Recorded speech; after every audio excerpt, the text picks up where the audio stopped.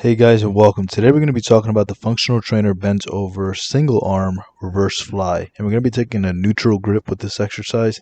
I find that's the most comfortable for most people.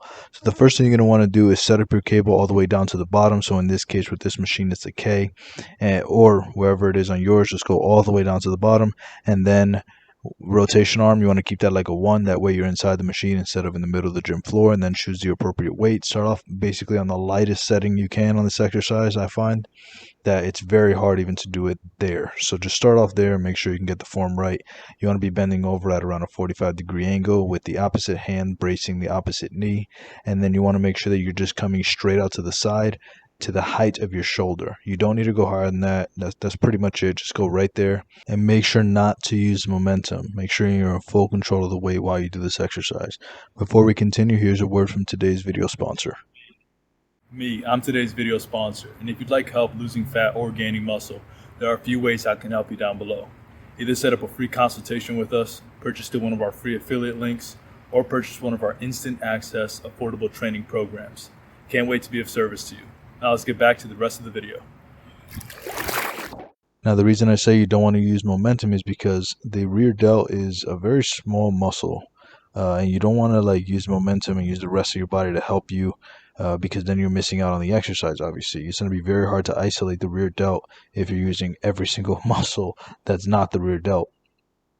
And the reason I like to do this exercise is because the rear delt actually helps your shoulder look bigger, and it helps you maintain better posture.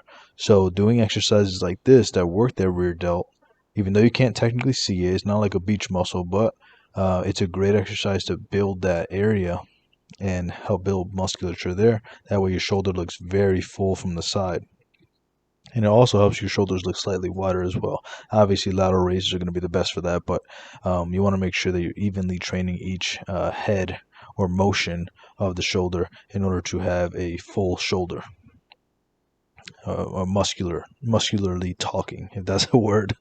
But nonetheless, you want to make sure you're doing this correctly. Make sure your chin is tucked. Make sure your back is straight. Make sure your knees are slightly bent. You're bending over. Make sure also that you're bringing it straight to the side. Don't bring it forward like towards your face. Don't bring it back towards your hips. Just straight out to the side. You don't want to do any. You don't want to be moving in those two directions, or it's going to cause some shoulder pain. And like I said before, make sure you don't use momentum. Make sure you're in full control of the weight, and you're not that the weight's not too heavy. That's causing you to do things like this, where you're rotating your entire body in order to lift the weight. Notice that it's not even going up to my shoulder, my hand, even though it looks like I'm moving more. Also, you don't want to be doing half reps. You don't want to do half reps at the bottom. You also don't want to be doing half reps at the top. You want to go all the way down, all the way up.